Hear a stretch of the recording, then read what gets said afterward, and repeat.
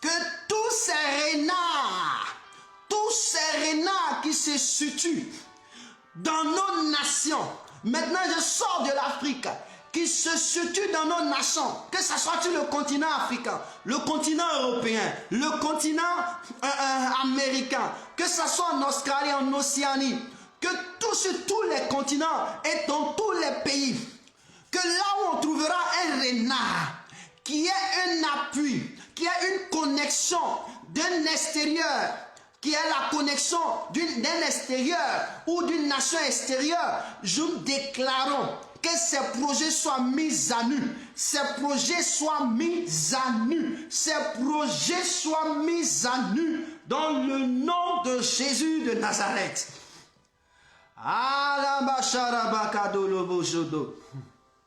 Ah, c'est chaud jusqu'à... C'est chaud, hein? C'est chaud. Hein? Ma vidéo, ils sont en train de signaler ma vidéo parce que c'est chaud. Hein?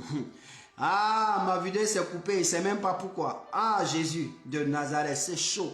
Les renards, dit au Seigneur, prie le Seigneur, dit que les renards, oh my God. Les malabra karabasha karabashoto. Que les renards soient touchés. Que tous les renards soient dévoilés. Que tous les renards soient dévoilés. Que tous les renards soient dévoilés. Que tous les renards soient dévoilés. Que tous les renards soient dévoilés. Que tous les renards soient dévoilés. Que tous les renards soient dévoilés. Au nom de Jésus, que le projet échoue. Qu'ils soient à l'intérieur des nations. Qu'ils soient en communication avec des hommes extérieurs pour la destruction de leur nation ou pour la destruction des nations. Ils ont été mandatés, ils sont en train de travailler sur le territoire et ils sont devenus des espions sur le territoire pour la destruction d'une nation. Nous déclarons ce matin que le projet échoue. Nous déclarons que c'est Dieu qui a créé le ciel et la terre. S'il ne vit pas sous le ciel, s'il ne vit pas sur la terre, alors leurs projets réussiront. Nous déclarons toutes ces personnes qui ont été créées par Dieu, qui vivent sous le ciel, qui vivent sur la terre, qui vivent au-dessus des eaux et qui sont en train de comploter contre des nations, contre des peuples. Si le projet échoue, le projet échoue, le projet échoue, le projet échoue au nom de Jésus de Nazareth. Au nom de Jésus de Nazareth. Au nom de Jésus de Nazareth, que le projet échoue, que le projet échoue, que le projet échoue. Au nom de Jésus de Nazareth. Que ces Sambala soient détruits, que ces Sambala soient mis à nu, que les projets de Sambala soient mis à nu, que les projets de Sambala soient mis à nu, que les projets de Sambala soient mis à nu. Au nom de Jésus de Nazareth, au nom de Jésus de Nazareth, au nom de Jésus de Nazareth, au nom de Jésus de Nazareth, au nom de Jésus de Nazareth, que les projets, oh mon Dieu, les projets de Sambala, de Geshem et de Tobija dans nos nations soient mis à nu. Au nord, au sud, de l'est à l'ouest, passant par le centre. Nous déclarons que tous les traîtres, que tous les rusés, que tous les téméraires, les fourbes des nations et qui s'allient à d'autres nations pour la destruction des nations, Seigneur, le projet soit mis à nu, que le projet soit détruit. Au nom de Jésus de Nazareth. Soit détruit au nom de Jésus de Nazareth. Ô Jésus de Nazareth, au nom de Jésus de Nazareth, au nom de Jésus de Nazareth, au nom de Jésus de Nazareth, au nom de Jésus de Nazareth, au nom de Jésus de Nazareth. En ce moment précis, que tous les complots qui viennent du sud, du nord, de l'est à l'ouest, du centre, oh, qui viennent de partout, Seigneur, contre une quelconque nation qui cherche à émerger, qui cherche sa sécurité, qui cherche son épanouissement. Nous déclarons que ces projets échouent lamentablement au nom de Jésus de Nazareth, au nom de Jésus de Nazareth. Seigneur, c'est toi qui détruis les renards. Père, c'est toi qui détruis les renards. Les malabrakalabasharakorekerebush. Alléluia.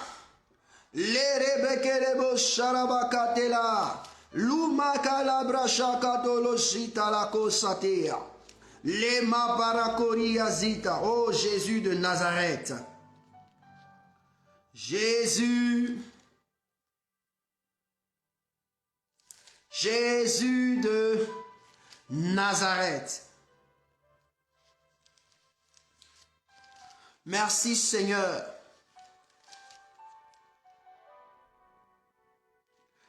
Oh mon Dieu, oh mon roi, Dieu de gloire. Oh, merci Seigneur.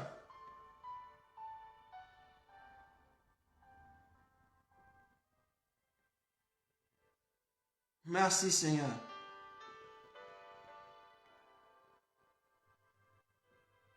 Merci Seigneur.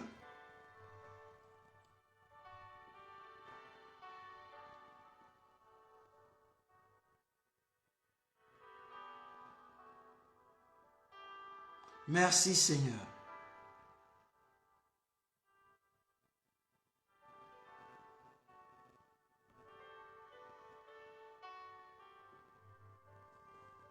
Merci Jésus.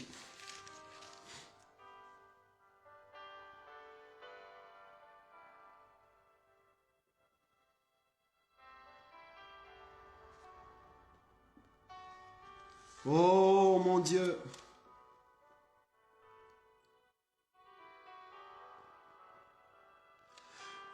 Je vais te lire une histoire et nous allons dire au Seigneur qu'il se souvient de tous ceux qui sont en dignité et qui sont en train de détruire le peuple. Dans Actes chapitre 12, le verset 20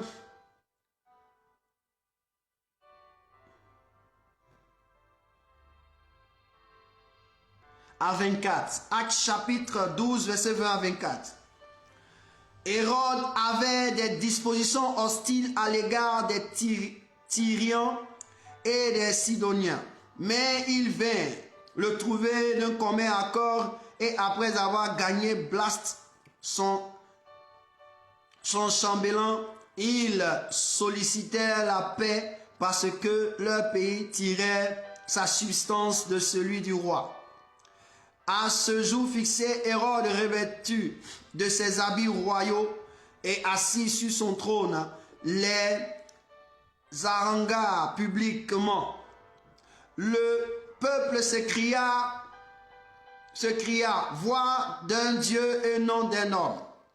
Au même instant, un ange du Seigneur le frappa parce qu'il n'avait pas donné gloire à Dieu et il expira rongé des vers. Nous allons dire au Seigneur de se souvenir de tous ceux qui sont établis en dignité et qui utilisent le pouvoir pour maltraiter, pour détruire, pour faire du n'importe quoi afin que le peuple soit sous l'esclavage. Tous ceux dans tapis dans l'ombre, qu'ils soient ambassadeurs, qu'ils soient quoi que ce soit, qui œuvrent pour la destruction afin que d'autres peuples soient soumis en esclavage. Nous disons au Seigneur, tel qu'il a fait cela pour Hérode. Il y a 2000 ans de cela, qu'il le fasse encore aujourd'hui. Car c'est notre temps où le Seigneur doit œuvrer de sa puissance pour révéler au monde entier qu'il n'est que le seul qui contrôle et maîtrise la terre, qui maîtrise les hommes. La Bible déclare, en un jour fixé, revêtu de ses vêtements royaux et assis sur son trône, les harangua publiquement. On dit, le peuple s'écria, voix d'un Dieu et non d'un homme. Il y a dans les nations considérant des hommes comme des dieux, ils se considèrent comme des dieux et ils opèrent comme des dieux, comme si c'est eux qui ont le droit des décisions des nations. Ils s'associent dans leur clan afin de décider des nations, de décider des pays. Nous disons au Seigneur qu'il fasse descendre des vers pour les ranger, qu'il fasse descendre des vers pour les ranger lorsqu'ils sont en train de faire prendre des décisions. Oh Seigneur, interviens au nom de Jésus. Interviens ainsi. Interviens ainsi. La Bible déclare que le Seigneur le frappa parce qu'il n'avait pas donné gloire. Il ne donne pas gloire. Il prend des décisions pour en esclaver, pour faire souffrir, pour détruire. Pour détruire des nations, pour détruire des peuples. Ils ne donnent pas gloire à Dieu parce qu'ils sont élevés en dignité. Seigneur, dis-toi, ils ne t'ont pas donné gloire. Ce n'est pas demain ils te donneront gloire. Seigneur, pars et agis puissamment. Rends justice aux peuples qui sont en train de détruire, aux familles, aux nations qui sont en train de mettre dans le chaos. Ton objectif, ce n'est pas de mettre les nations dans le chaos. Seigneur, je prie, ainsi soit-il. Que ta parole, ici en Actes chapitre 12, au chapitre 12, le verset 23 se réalise au nom de Jésus de Nazareth. Merci Seigneur, merci Dieu vivant, merci Dieu excellent, merci Dieu puissant, merci. Est-ce que tu peux bénir Dieu? Est-ce que tu peux célébrer Dieu? Tu peux bénir Dieu, célèbre Dieu, bénis Dieu, célèbre Dieu, bénis-le, bénis-le, bénis Dieu, célèbre-le, bénis-le, bénis-le, bénis-le, bénis-le, bénis-le. Oh malabalaba sharakadorobos. Merci Jésus de Nazareth. Merci pour ton amour, merci. Merci Roi des rois. Merci Seigneur des seigneurs. Merci Dieu vivant. Merci Dieu exceptionnel. Merci Dieu puissant. Merci Dieu glorieux. Merci Dieu merveilleux. Merci Dieu extraordinaire. Merci pour ta présence. Merci de nous entendre. Merci Jésus de Nazareth. Merci. Merci Roi des rois. Merci Seigneur des seigneurs. Oui, Dieu, nous t'en sommes infiniment reconnaissants. Nous te disons merci pour ton amour. Merci pour ton amour. Merci pour ta grandeur. Merci pour ta présence. Oh, merci Jésus. Merci Roi des rois. Merci Seigneur des seigneurs. Oh là là, nous te disons merci. Jésus de Nazareth. Alléluia. Alléluia. Merci. Bénis le nom de Dieu. Dis merci au Seigneur pour ce temps, pour ce programme, pour ce moment de prière que nous avons eu. Bénis-le, bénis-le, bénis-le, bénis-le, bénis-le. Bénis-le, bénis-le, bénis-le, bénis-le, bénis-le. Oui, merci Seigneur. Oh, merci Jésus. Merci Roi des rois. Merci Dieu vivant. Merci Dieu exceptionnel. Merci Dieu glorieux. Merci, merci, merci, merci. Oh Jésus de Nazareth. Merci, merci. Merci mon Dieu. Merci Dieu. Merci Dieu. Merci, merci, merci. À toi soit la gloire, à toi soit l'élévation. Oh, merci Yahvé, merci Saint des Saints. Merci, merci Jésus, merci, merci. Que le Seigneur soit béni dans le nom de Jésus-Christ. Shalom à tous, vous qui avez pris cette opportunité de prier avec moi. Que le Seigneur se souvienne de vous, que la grâce de Dieu soit sur vous, que la paix de Dieu soit sur vous, au nom de Jésus de Nazareth. Nous allons dire merci au Seigneur pour sa parole que nous allons entendre. Que Dieu nous parle personnellement, que Dieu se révèle à nous personnellement, dans le nom précieux de Jésus. Au nom de Jésus, nous prions, nous prions. Dieu, nous te sommes infiniment reconnaissants pour ton amour, pour ta grâce et pour ta présence. Merci pour tout ce que tu fais. Merci pour ton amour. Merci Jésus. Merci Roi des rois. Nous prions que tu viennes pour nous instruire. Nous prions que tu viennes pour nous bénir. Tu viennes encore pour nous restaurer. Instruis-nous pour que nous ne puissions pas périr au nom de Jésus de Nazareth. Merci Père, merci Jésus. Amen. Que le Seigneur nous bénisse. Nous tenons à nous excuser parce que c'est indépendamment de notre volonté que la vidéo s'est interrompue.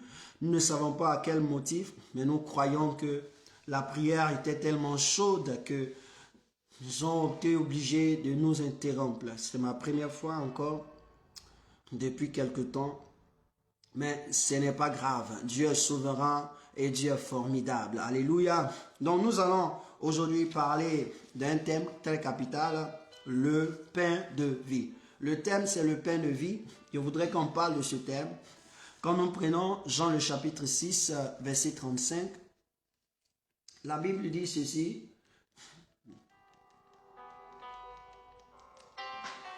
La Bible dit ceci dans Jean chapitre 6,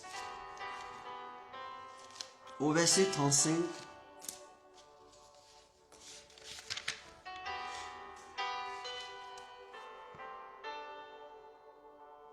Jésus leur dit, je suis le pain de vie. Celui qui vient à moi n'aura jamais faim, et celui qui croit en moi n'aura jamais soif. Parole du Seigneur. Alléluia. Nous disons merci à Dieu, nous disons merci à Jésus pour sa parole. C'est le texte qui va nous permettre de pouvoir échanger, de pouvoir parler tout à l'heure.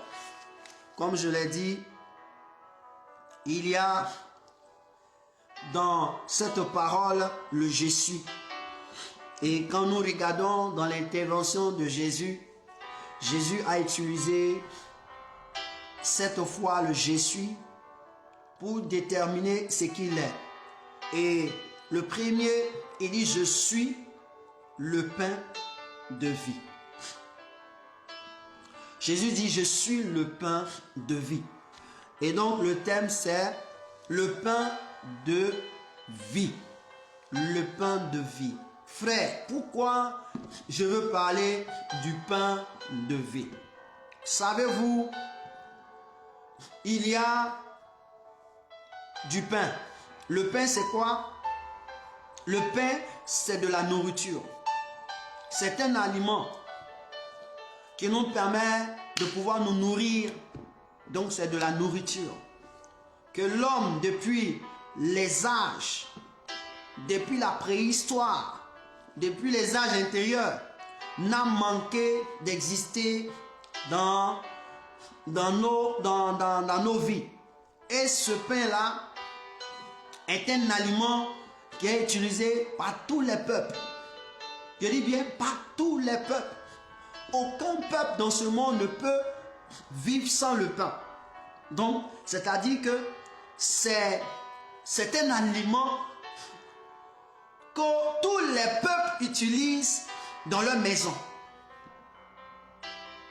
Tous les peuples, qu'ils soient d'origine juive, arabe, de l'Australie, tous les continents utilisent le pain. Effectivement, physiquement, le pain que nous mangeons ne peut pas procurer la vie. Le pain que nous mangeons aujourd'hui nous aide, amen, nous aide à tenir notre corps en vie. Nous aide à tenir notre corps en vie. Pourquoi? Parce que dans le pain est un aliment complet. En lui, nous allons trouver l'amidon, nous allons trouver les protéines, nous allons trouver les acides minéraux. Pour ceux qui sont un peu scientifiques, nous allons les trouver. Et le pain est utilisé, c'est un aliment complet. Il nous aide. Est-ce que vous comprenez? Il nous aide. Mais ce matin, moi je ne veux pas parler, je ne veux pas encourager quelqu'un à manger seulement du pain physique. Mais je veux l'encourager à manger le pain spirituel qui lui permettra de garder son âme en vie. L'objectif que j'ai ce matin de vous parler du pain de vie, c'est pour permettre à quelqu'un, à une personne, de revoir dans son rétroviseur. Tu as mangé tous les pains.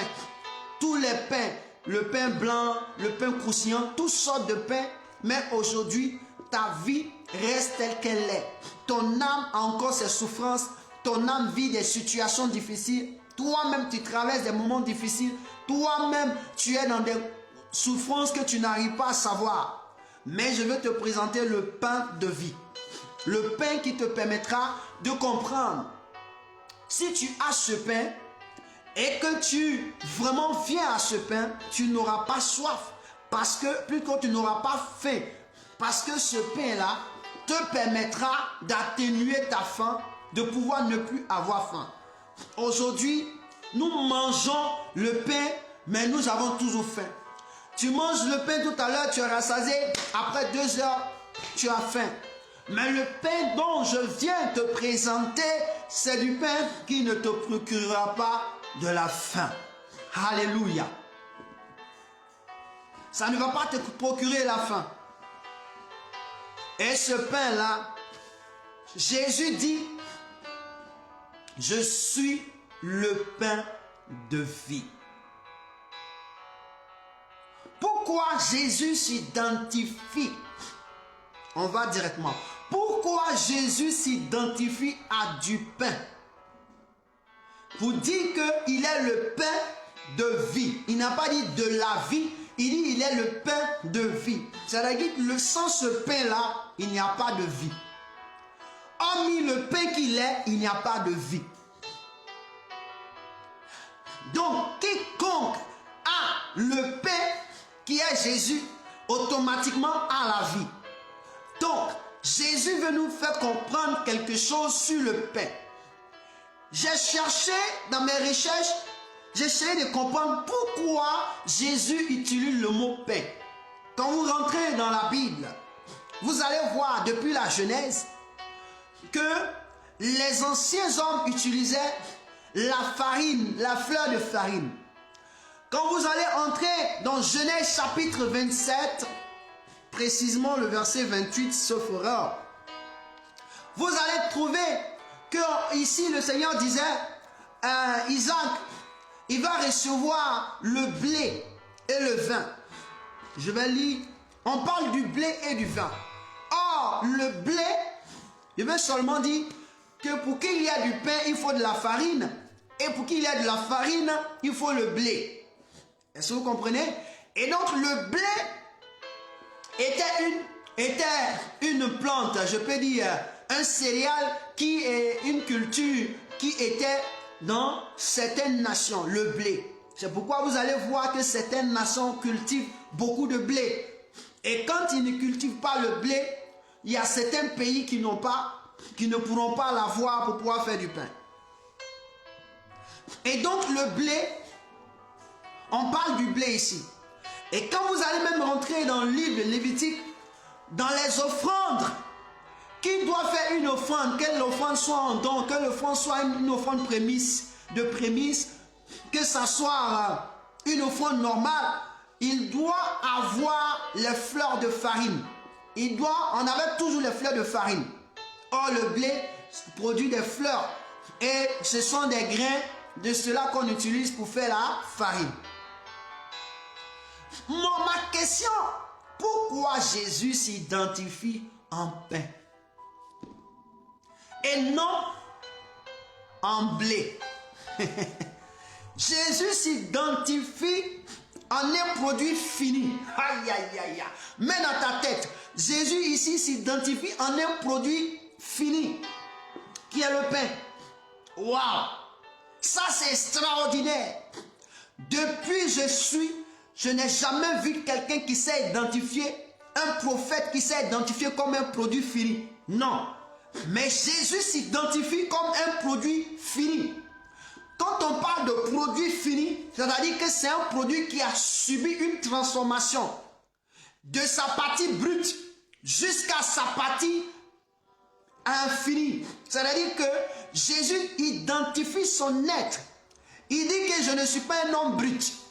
Jésus dit que je ne suis pas un homme en chaos. Jésus dit que je ne suis pas un homme qui a des problèmes. Jésus nous révèle qu'il est un produit fini. Alléluia. Il est le fruit d'un produit fini. Il est le produit fini. Pourquoi? Regardez.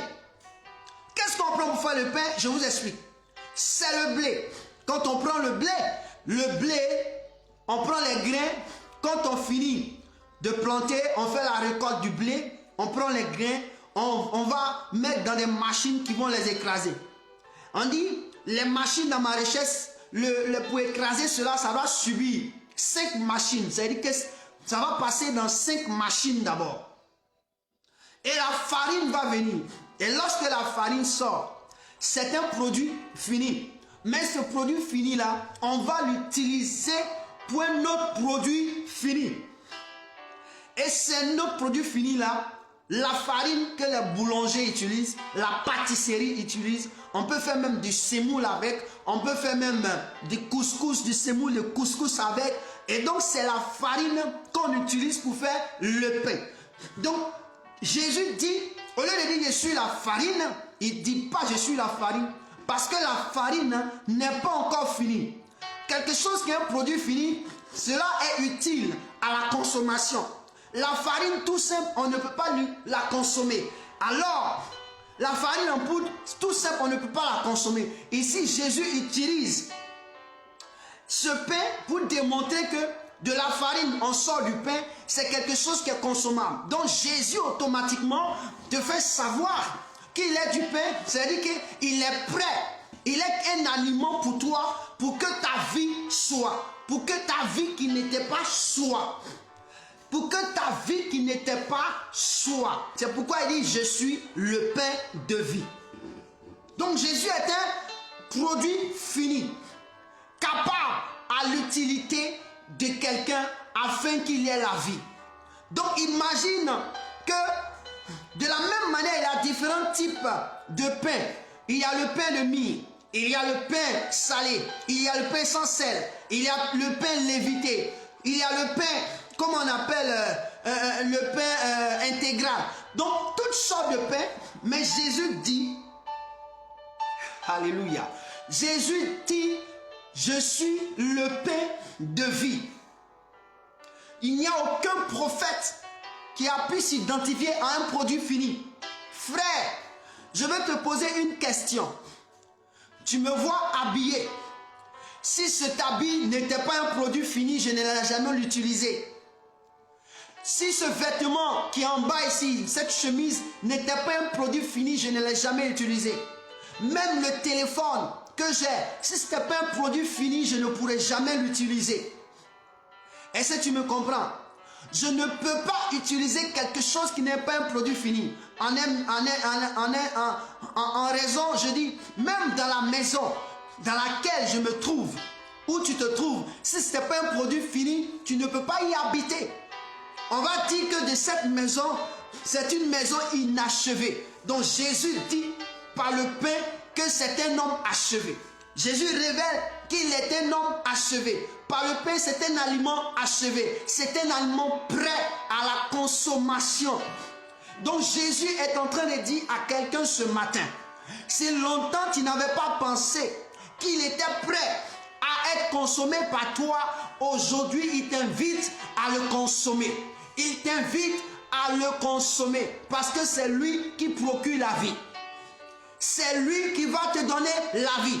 Tel que tu manges le pain, tu ne peux pas t'en passer d'une semaine sans manger du pain. C'est ainsi tu ne pourras pas t'en passer de Jésus, de la vie. Tu ne peux pas t'en passer de la vie. Chaque matin, tu as la vie. C'est ainsi pour conserver cette vie, pour que tu ne puisses pas la perdre. Même quand tu vas mourir, il faut que tu aies Jésus comme Seigneur et Sauveur afin que ta vie connaisse une transformation. Ta vie soit un produit fini, consommable. Frère, Jésus est intelligent. Il est très intelligent. Jésus dit, je suis le pain de vie. Je suis en train de parler du thème, le pain de vie. Nous avons tout ce que nous pouvons avoir. Mais je me suis posé une question lorsque je regardais le pain. Je me dis, mais attendez, pourquoi on parle de pain? Il faut parler de blé, comme je l'ai expliqué. Mais le blé symbolise quoi? Pour que Jésus parle de paix sans nous parler de son origine.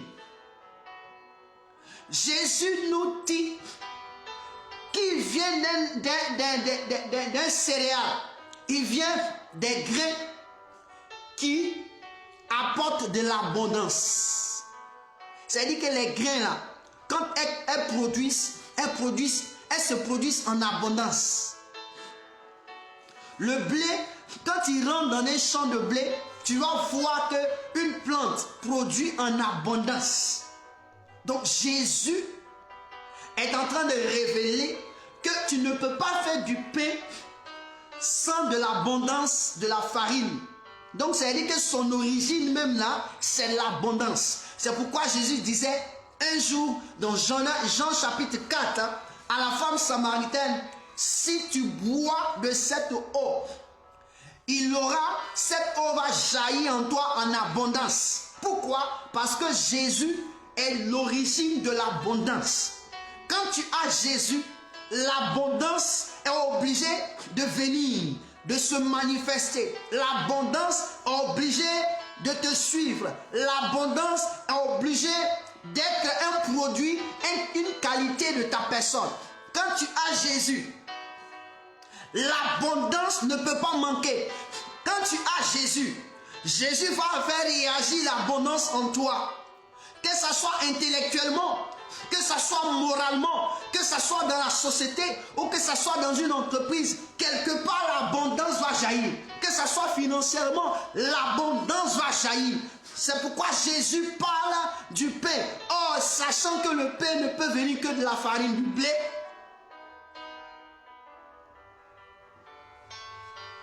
Jésus dit,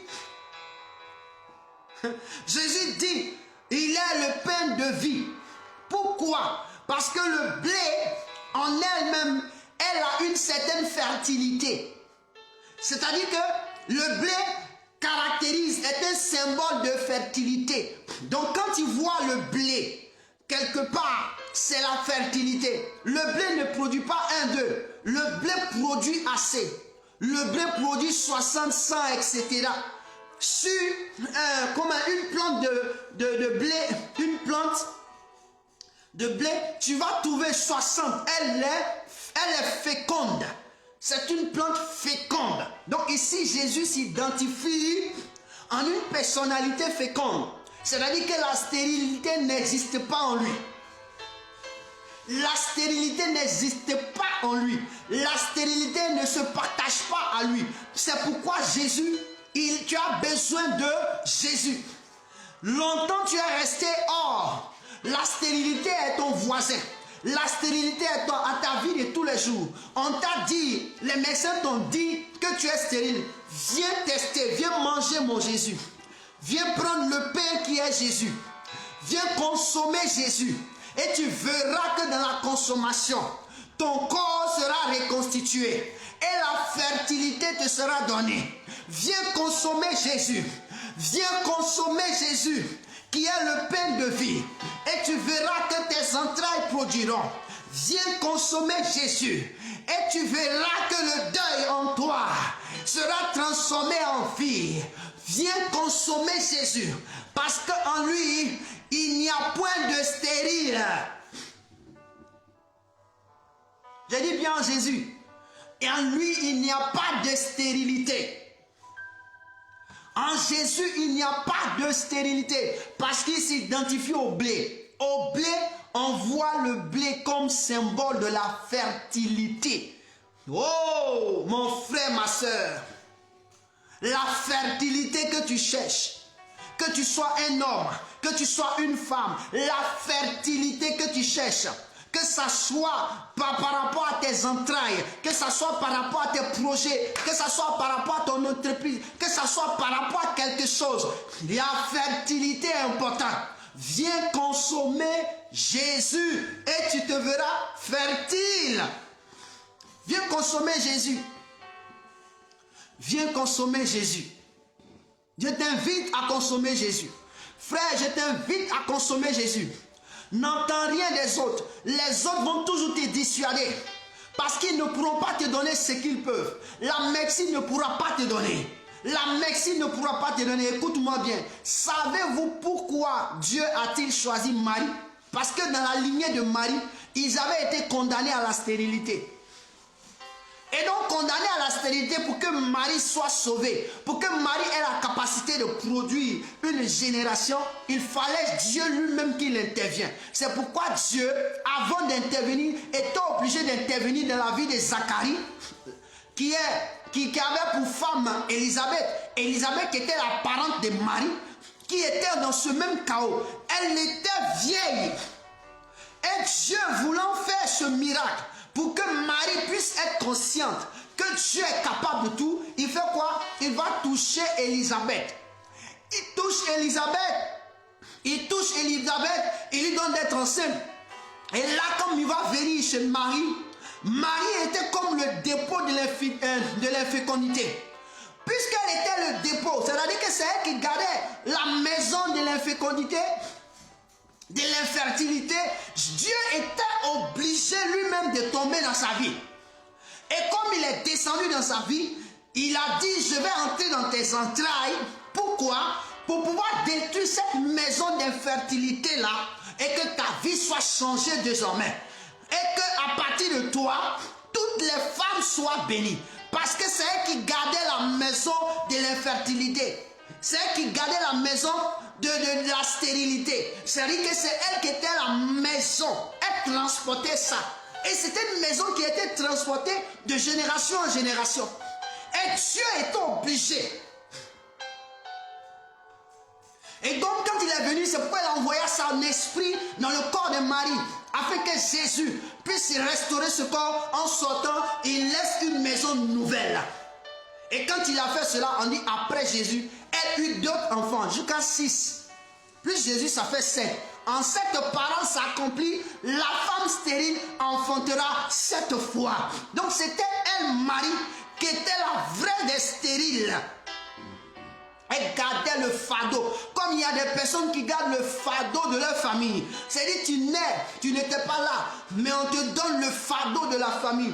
C'est toi, tous les péchés, tous les magasins de péché, les magasins d'idolâtrie, c'est toi qui les transportes. Et ta vie va de mal en pire. Tu n'arrives pas à comprendre. Je t'invite, viens consommer Jésus et tu auras la délivrance.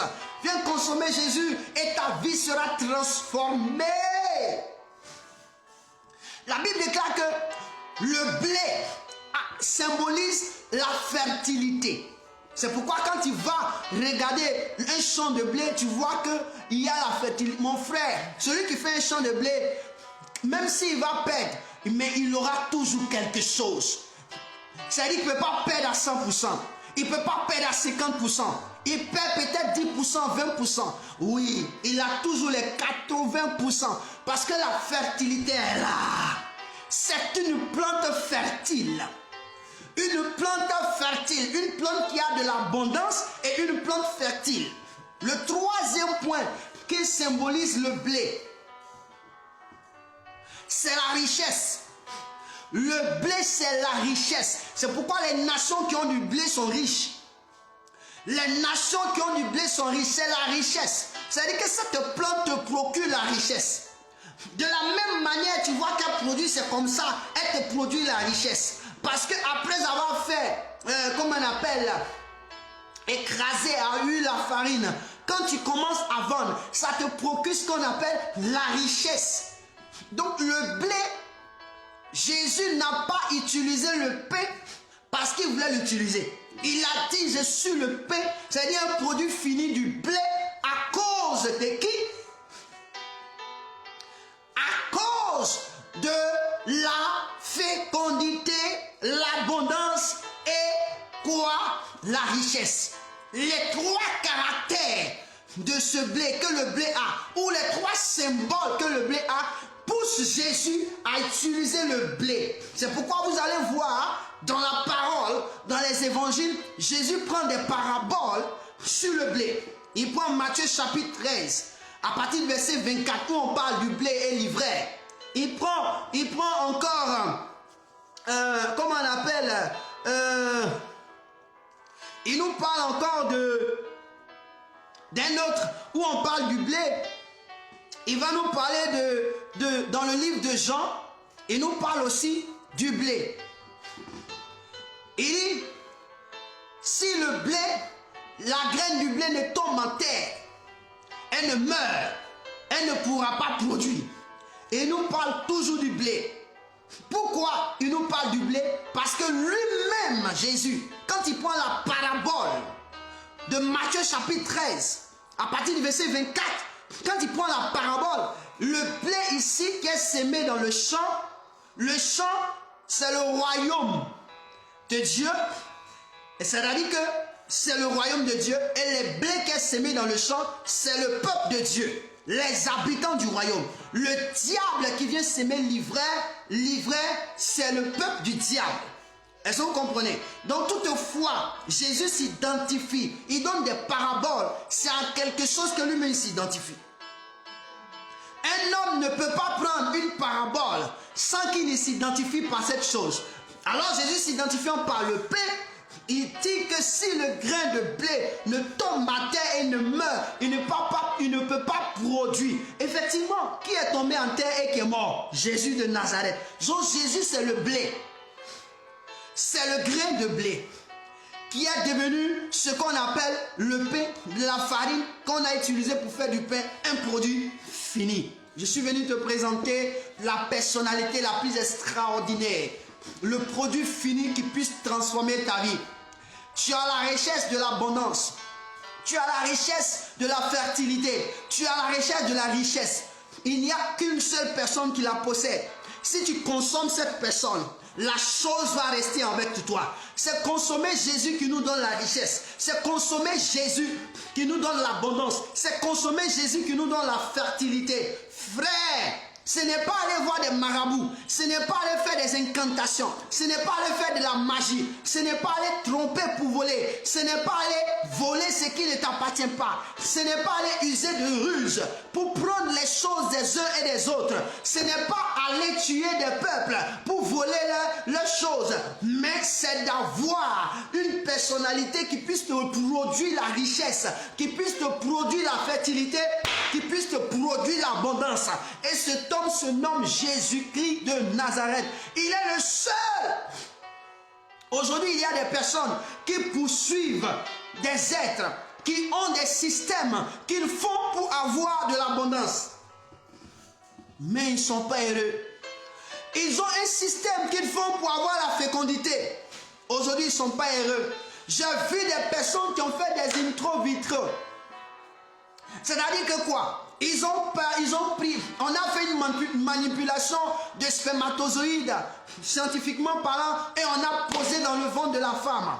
Mais l'enfant est né, l'enfant a des situations. L'enfant a une réaction que la femme ne comprend pas. L'enfant a une réaction que la femme ne sait pas. Pourquoi? Parce que la manipulation qui a été faite, en manipulant le spermatozoïde de l'homme et le liquide de l'ovaire de la femme, on a dû ajouter quelque chose. Un élément étranger est entré. L'enfant naît, il a une certaine réaction. Mon frère, tu voulais tellement être fécond que tu t'es trouvé devant un esprit, un démon qui va te fatiguer la vie tout le long de ta vie. Et ça, c'est dangereux. Je veux présenter le pain de vie qui est Jésus de Nazareth. En ce moment précis, il est le pain qui est le Dieu, il est le pain extraordinaire. Je dis bien, tout le monde ici mange du pain. Si tu ne manges pas du pain, tu n'as pas besoin de Jésus. Si tu es un homme, depuis que tu es né, tu n'as jamais mangé du pain et tu ne manges pas du pain, tu n'as pas besoin de Jésus. Mais je ne trouverai aucun homme sur terre qui ne mange pas du pain. Même ceux qui mangent le pain sans l'élément gluten, l'élément glutine. L'élément gluten, on extrait cela. Tu manges du pain, alors tu as besoin de Jésus de Nazareth. Tu as besoin de Jésus. Tu as besoin de Jésus. Je t'ai donné 3 éléments qui sont importants pour dire que tu as besoin de Jésus. C'est dans le blé. Le blé a un symbole. La plante de blé est un symbole d'abondance, de fertilité et de richesse. Maintenant, je vais plus loin dans la profondeur. Pourquoi Jésus s'identifie au blé quand vous lisez la parole de Dieu? Pourquoi Jésus s'identifie au blé dans Jean chapitre 12, le verset 24? Quand vous lisez Jean chapitre 12, le verset 24, Jésus dit ceci: en vérité, je vous le dis, si le grain de blé qui est tombé en terre ne meurt, il reste seul. Mais s'il meurt, il porte beaucoup de fruits. Donc le grain de blé, pour qu'il produise, il faut qu'il meure. Or, la seule personne qui est morte et qui est ressuscitée, c'est Jésus. Pour qu'une graine produise, il faut qu'elle meure d'abord.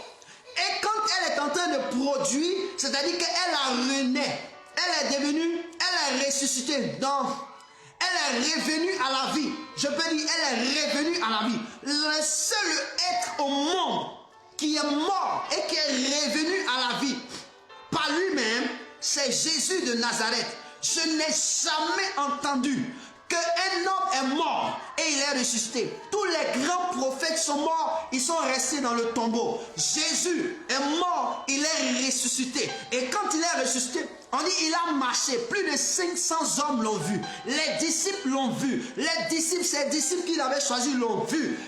Mon Dieu, mon roi, je veux poser la question à quelqu'un. Est-ce que celui que tu suis, est-ce que celui que tu adores, il est ressuscité? Est-ce qu'il est mort et il est revenu à la vie? S'il n'est pas mort, il n'est pas revenu à la vie, il ne pourra pas te donner la vie. Il ne pourra pas te donner l'au-delà. Il ne pourra pas te donner le paradis. C'est pourquoi je te présente le pain de vie qui est Jésus-Christ de Nazareth. Le pain de vie. Le pain de vie. Tu as besoin de Jésus de Nazareth. Tu as besoin de Jésus de Nazareth, frère. Nous sommes dans des temps fâcheux, dans des temps difficiles. Ta vie, tu dois changer de vie. Tu dois venir consommer Jésus pour que l'abondance soit en toi. Pour que l'abondance et la fertilité. Pour que l'abondance, la fertilité et la richesse t'y habitent. Ce n'est pas quand tu consommes quelque chose d'autre que tu as ça. Je veux dire que Jésus est venu de Dieu. La Bible déclare que l'Esprit de Dieu vient sur Marie. Et Dieu dit, mon esprit viendra te couvrir. Et cet enfant-là, il sera appelé le Saint-Enfant. Tu lui donneras le nom de Jésus. Mais encore, son nom de famille que tu vas donner, il s'appelle Emmanuel. Emmanuel, ça dit Dieu avec nous. Donc, c'est-à-dire, en un mot, le Saint-Esprit de Dieu, Dieu par son esprit qui est venu sur Marie, est venu lui-même en tant que Dieu prendre le corps dans les entrailles de Marie, est venu sur terre pour révéler qu'il n'y a que lui qui puisse nous sauver. Il n'y a que lui. Il n'y a pas un homme qui puisse te sauver. Si un homme est né d'un père et d'une mère, des hommes naturels, des hommes qui se sont liés avec une alliance sexuelle, et puis tu es venu au monde, c'est qu'on ne peut pas suivre un tel homme. On ne peut pas dire qu'un tel homme peut nous sauver. La seule personne capable de nous sauver, c'est Dieu qui s'est pris une chair, qui s'est fait chair dans les entrailles de Marie, qui est venu sur la terre et qui porte le nom d'Emmanuel Jésus. Il s'appelle Emmanuel Jésus. C'est-à-dire que quoi? Son nom de famille, c'est Emmanuel et Jésus, c'est son prénom. C'est pourquoi la Bible déclare que Dieu avec nous et Jésus, c'est lui sauveur. Donc Dieu avec nous, pourquoi? Sauver. Dieu avec nous pour nous sauver.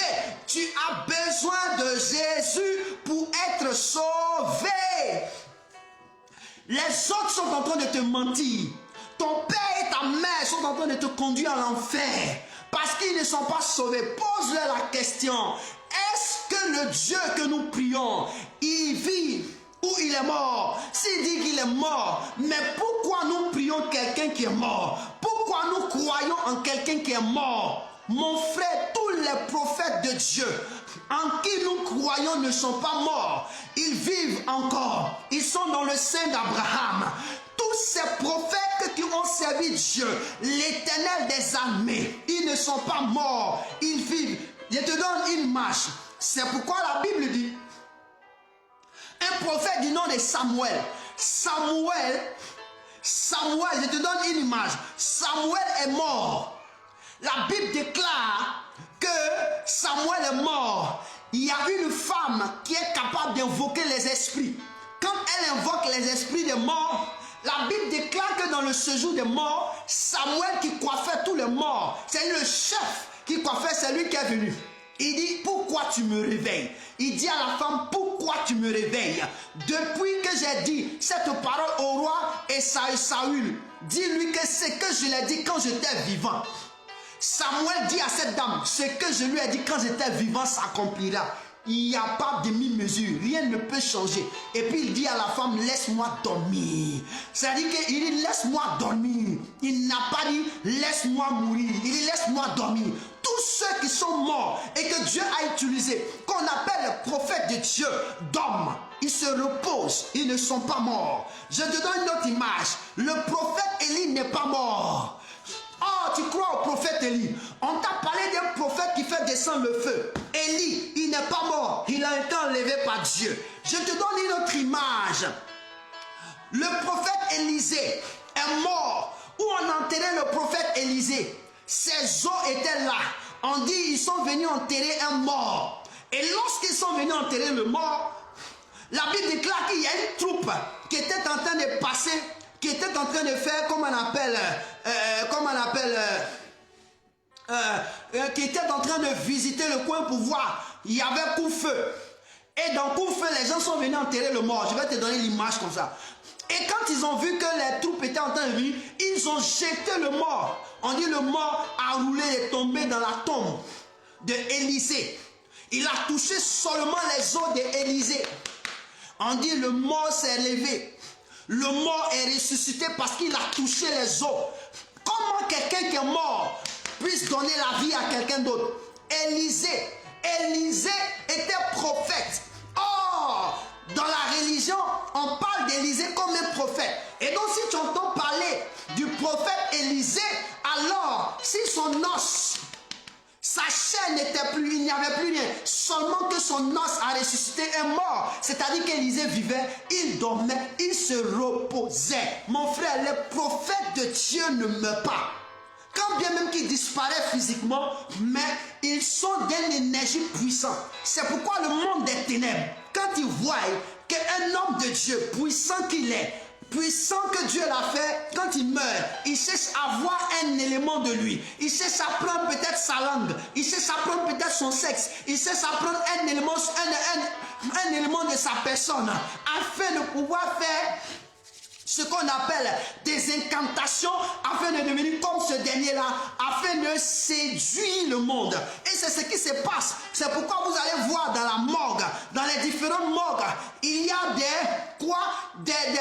ventes, des trafics d'organes qui sont faits à la morgue. Il y a des trafics d'organes qui sont faits à la morgue parce qu'il y a des éléments, des êtres humains qui sont utiles pour faire des incantations. Toi, tu veux le pouvoir, mais tu ne cherches pas celui qui a le pouvoir réel. Celui qui a le pouvoir réel s'appelle Jésus-Christ de Nazareth. Je te présente Jésus ce matin parce que tu dois accepter Jésus. Viens consommer Jésus, tu auras la vie. Parce que si tu consommes autre chose que Jésus, tu n'auras pas la vie. Si tu consommes autre Dieu que Jésus, tu n'auras pas la vie, frère. C'est le seul capable de te donner la vie. Et je vais te donner une image. Pourquoi le blé? Pourquoi Jésus s'identifie au blé? Jésus s'identifie au blé parce qu'il savait que le blé avait environ, quand on dit le blé a environ 6 000 mètres. Le blé a environ 6 000 mètres. Or, le chiffre 6 appartient à qui? À l'homme. Jésus s'identifie ainsi pour te dire qu'un homme ne peut pas vivre sans lui.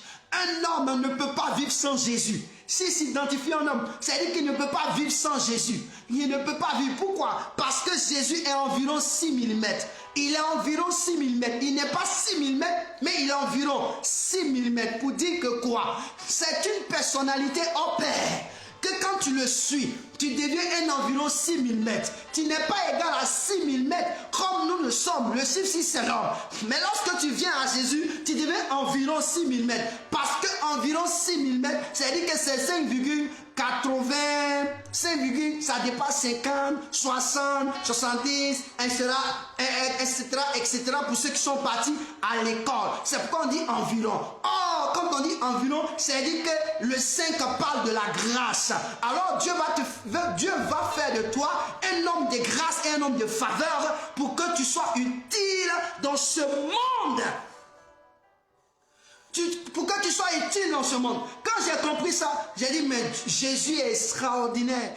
Jésus est tellement intelligent. Voici quelqu'un qu'on ne peut pas abandonner. Voici quelqu'un qu'il faut consommer. Est-ce que tu consommes Jésus? Si tu consommes Jésus, Jésus doit te donner l'abondance. Si tu consommes Jésus, Jésus doit mettre en toi la fertilité. C'est-à-dire qu'en le consommant même, c'est la fertilité que tu consommes. En le consommant, c'est la fertilité, c'est l'abondance, c'est la richesse. C'est ce qu'est Jésus. C'est pourquoi je t'invite à le recevoir. Je t'invite à recevoir Jésus. Jésus a dit, et je vais terminer par là, Jésus a dit, je suis le pain de vie.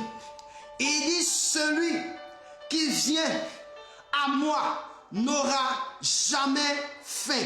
Il dit, celui qui vient à moi n'aura jamais faim. En un mot, celui qui me consomme ne pourra pas avoir faim. Aujourd'hui, tu as faim.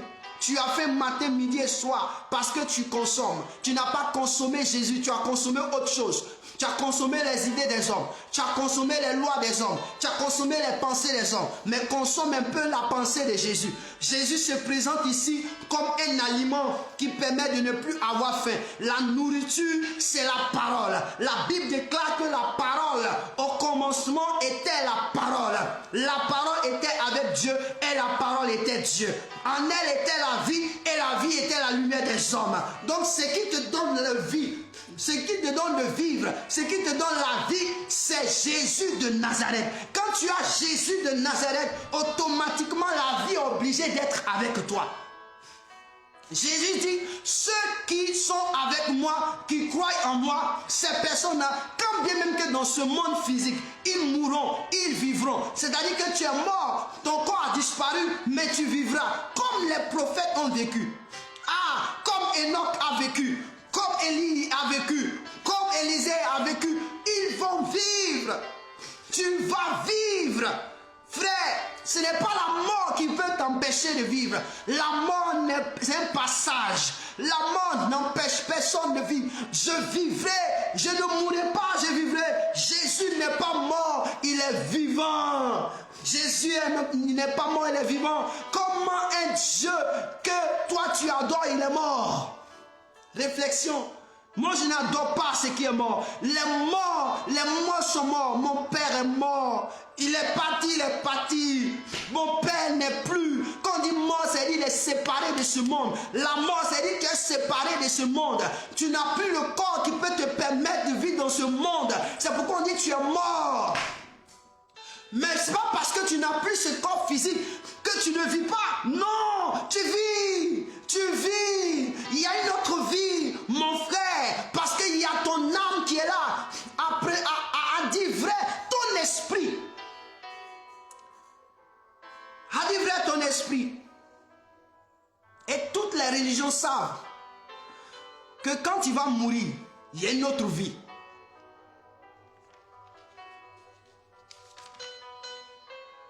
La deuxième des choses, Jésus dit, celui qui croit en moi n'aura jamais soif. C'est-à-dire que quand tu crois en Jésus, tu n'as pas soif. Pourquoi Jésus dit quand tu crois? Et puis il ne dit pas quand tu viens à lui. Il y a deux choses. Venir à Jésus te permet de ne pas avoir faim. Tu n'auras pas faim. Tu ne te soucieras pas des choses. Mais quand tu viens à Jésus et quand tu crois à Jésus, tu n'as pas soif. Pourquoi? Parce que Jésus va te donner de l'eau. Cette eau, on appelle le Saint-Esprit. Le Saint-Esprit en toi te produira toujours de pouvoir avoir ce qu'on appelle la calmie de la soif. Ta soif sera toujours apaisée. Ta soif sera toujours apaisée. C'est pourquoi Jésus a dit, il est avantageux que je m'en aille. Il est avantageux que je parte au Père pour que je vous envoie le Saint-Esprit, le consolateur, pour vous consoler, pour vous maintenir, pour que vous puissiez ne pas avoir soif, pour que mon absence ne soit pas sentie, pour qu'il n'y ait pas peur. C'est lui. Si tu n'as pas Jésus, tu ne peux pas avoir la nourriture, la bonne parole. Si tu n'as pas Jésus, tu ne peux pas avoir l'esprit qui peut te garder en vie, qui peut te donner d'être ce que tu es. Seuls ceux qui ont Jésus ont la bonne nourriture, et seuls ceux qui ont Jésus ont l'esprit qui est merveilleux, l'esprit excellent. L'esprit excellent. Seuls ceux qui ont Jésus, à part ces personnes, il n'y a personne d'autre qui peut avoir cet esprit. Il n'y a personne d'autre qui peut avoir une nourriture. Tous les autres, ce sont des fausses nourritures. Ce sont des nourritures qui ne sont pas finies. C'est pourquoi Jésus pouvait s'identifier au pain. Et il dit le pain, je suis le pain de vie. C'est-à-dire, je suis le produit fini que tu es prêt à être consommé pour ta vie, pour que tu vives, pour que tu vis, pour que tu vives, pour que tu aies une vie. Et ce matin, voici le message que le Seigneur avait pour nous tous. La vie, c'est Jésus. La vie, c'est Jésus. Et je veux que tu retiennes ceci. Si Jésus s'est identifié au pain, c'est parce que le pain est consommé par tout le monde. Et Jésus sait que toi et moi, nous devons le consommer. Si tu manges du pain, alors tu as obligation de consommer Jésus. Tu as obligation d'accepter Jésus. Parce que Jésus va te poser cette question. Est-ce que tu n'as jamais mangé du pain quand tu étais sur la terre? Si. Qu'est-ce que le pain a fait? Le pain était quelque chose d'agréable. Si. Tu n'as jamais mangé de la farine, le blé? Si. Pourquoi tu ne m'as pas accepté? Il va te poser cette question. Qu'est-ce que tu vas répondre? Qu'est-ce que tu vas répondre? Même depuis que tu es né, tu manges le blé. L'aliment, le blé, tu le consommes. Tu consommes le blé par des différents types. Toutes les pâtisseries que tu aimes manger, les gâteaux, tout ce que tu aimes manger, les croquettes, ça vient du blé. Mon frère, Dieu va te demander, tu as mangé tout ça, tu as eu soif.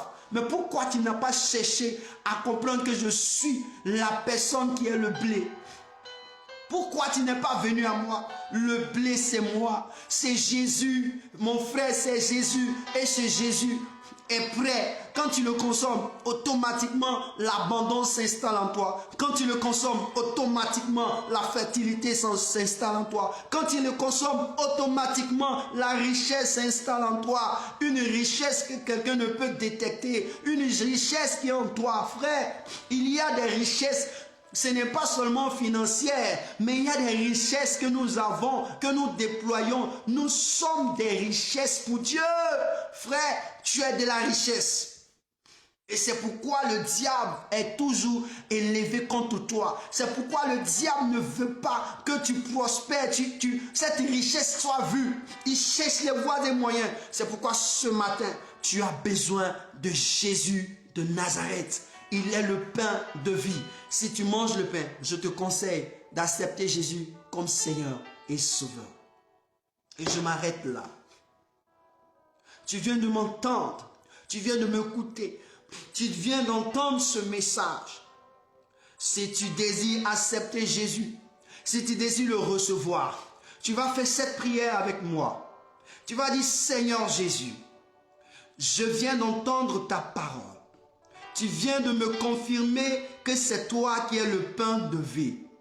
Jésus, je te demande pardon. Toutefois, j'ai consommé le pain normal, mais que je n'ai pas su que le pain vient du blé et que le blé c'était toi. Et qu'à partir de toi, le boulanger, la boulangerie fait du pain. À partir de toi, la pâtisserie fait des gâteaux. Toutes sortes de ce que nous pouvons avoir. Mais moi, je me suis endurci. Ce matin, je te demande pardon. Je te supplie pour mes erreurs. Je te demande pardon pour toutes ces fautes. Père, je viens à toi. Par ton serviteur, tu m'as parlé. Tu m'as dit que sans le pain, je n'ai pas de vie. Effectivement, dans la vie naturelle, Il sent le pain. Quand quelqu'un ne mange pas, il a faim, il s'affaiblit, il a soif. C'est pourquoi, Père, je viens à toi. Accepte-moi tel que je suis. Jésus, reçois-moi tel que je suis. Pardonne-moi mes fautes. Je reconnais et je prends l'engagement de te suivre. Je prends l'engagement de te consommer. Reçois-moi comme tu as permis à ton serviteur d'être reçu et de nous parler pour que j'en fasse de même. Dis Amen. Et moi je prie. Père, je prie que tu entendes la voix, que tu reçois ce dernier, cette dernière, et que tu l'acceptes dans ton royaume. Il est pardonné. Ses péchés lui sont pardonnés. Il devient aujourd'hui enfant de Dieu. Père, je prie que tu le laisses consommer ta parole au nom de Jésus. Donne-lui l'amour de ta personne et fais de lui un instrument utile pour ta gloire. Merci Seigneur. Merci Jésus. Que le nom de Dieu soit béni. Au reste, que la grâce et la faveur de Dieu soient sur vous. Soit sur vous et soit sur vous. Consomme Jésus, le pain de vie, pour avoir la vie. Même quand il ne sera pas sur la terre, la vie après la mort est la plus importante. Que le Seigneur soit béni. Et shalom à tous.